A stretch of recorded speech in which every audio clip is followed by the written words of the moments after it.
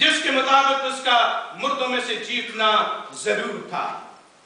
और जब मसीह खुदावंद मुर्दों में से जी उठा तो अंबिया की पेशन गोइयां पूरी हुई। और हम खुदावंद के कलाम मुकद्दस में इस हकीकत को देखते हैं, न सिर्फ अंबिया ने बल्कि खुद खुदावंद यीशु मसीह ने भी इसकी पेशन गोई की।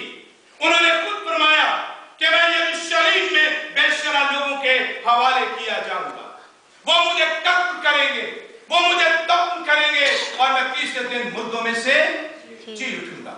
खुदावंद यीशु मसीह ने कहा कि अगर इस हैकल को ढा देंगे मैं इसे तीसरे दिन क्या करूंगा, खड़ा कर दूंगा। अजीजों, हम खुदावंद के कलाम मुकद्दस में से जब लूका की इंजील और उसके 24वें बाब को देखते हैं और उसकी 45वीं और 46वीं आयत को, तो वहां खुदावंद के कलाम में इस तरह से लिखा है। मेरे साथ खुदा के कलाम को खोलें, लूका की इंजील का 24वां बाब 45वीं और 46वीं आयत। Luke chapter 24 verses 45 and 46। फिर उसने उनका सहन खोला ताकि किताब मुकद्दस को समझें और उनसे कहा, यूं लिखा है कि मसीह दुख उठाएगा, तीसरे दिन मुर्दों में से जी उठेगा।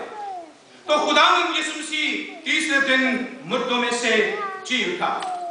एक और हकीकत हमारे सामने आती है कि अगर खुदावंद यीशु मसीह मुर्दों में से ना जी उठता तो हम खुदा की दायमी हजूरी से महरूम रह जाते, हम खुदा की हजूरी में दाखिल ना हो सकते, क्योंकि आप जानते हैं कि नाफरमानी के बायस, गुनाह के बायस आदम खुदा की हजूरी में से खारिज कर दिया गया।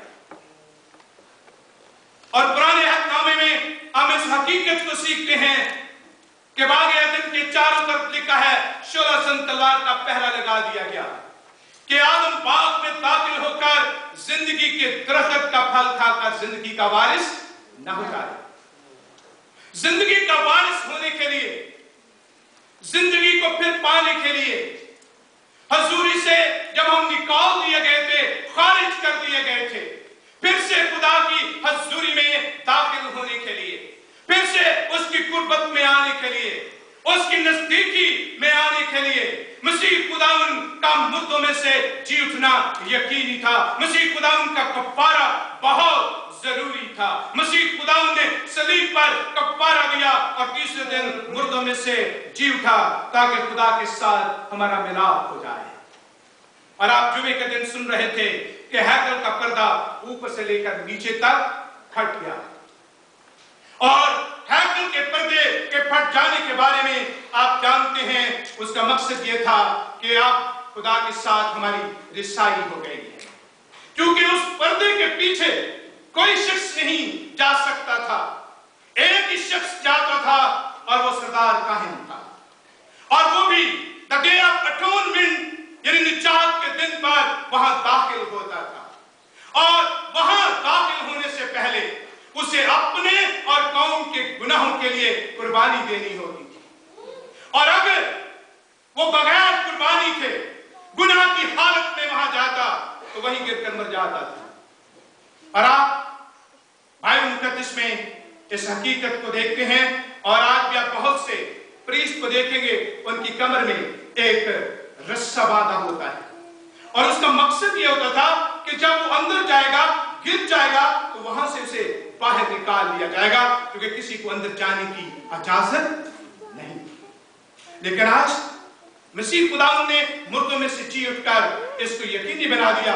मैं भी इस मकाम पर खड़ा हूं, आप भी इस मकाम पर आते हैं, बाइबल मुकद्दस को पढ़ते हैं, दुआ करते हैं, और आप खुदा के कलाम को पेश भी करते हैं। अब कोई पर्दा रास्ते में नहीं है। अजीजों, हम खुदावंद के कलाम मुकद्दस में से इस बात को सीखते हैं कि अगर खुदावंद यीशु मसीह मुर्दों में से ना जी उठते तो हम खुदा की हजूरी से महरूम रह जाते। और अजीजों, हम जब मुकाशवा की किताब को पढ़ते हैं तो वहां हम इस तरह से पहले बाब में सीखते हैं।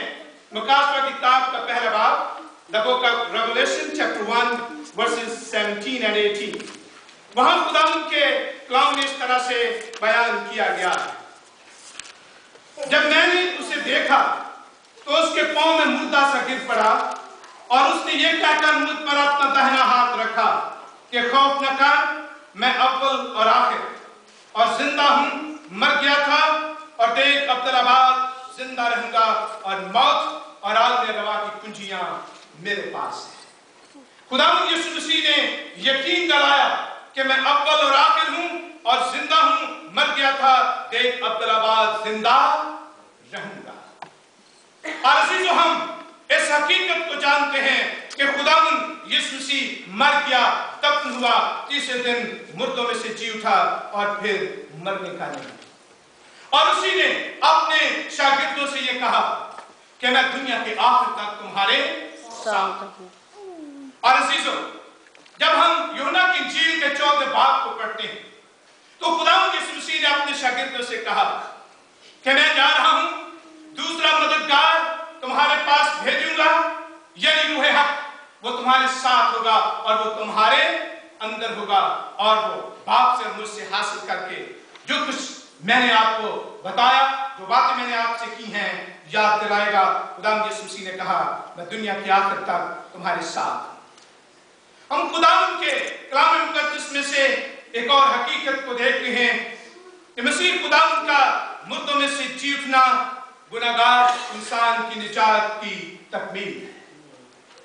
खुदावंद यीशु मसीह अगर मुर्दों में से ना जी उठता तो निजात की तकमील ना होती और मैं और आप निजात ना पाते, हम अपने गुनाहों में गिरफ्तार रहते और हम सजा के हकदार होते। और पौलुस रसूल रोमियो के खत के 8वें बाब की पहली 2 आयत में कहता है कि अब जो मसीह यीशु में है उन पर सजा का हुक्म नहीं है। जिन्होंने खुदावंद यीशु मसीह को पहन लिया है उन पर सजा का हुक्म नहीं है। अगर आप मेरे साथ रोमियो के खत को खोलेंगे और उसके 8वें बाब को, तो पौलुस रसूल के अल्फाज हमें इस तरह से मिलते हैं। रोमियो के खत के 8वें बाब की पहली और दूसरी आयत आपके लिए पढ़ूंगा। बस अब जो मसीह यीशु में है उन पर सजा का हुक्म नहीं, क्योंकि जिंदगी के रूह की शरीयत ने मसीह यीशु में मुझे गुनाह और मौत की शरीयत से आजाद कर दिया है।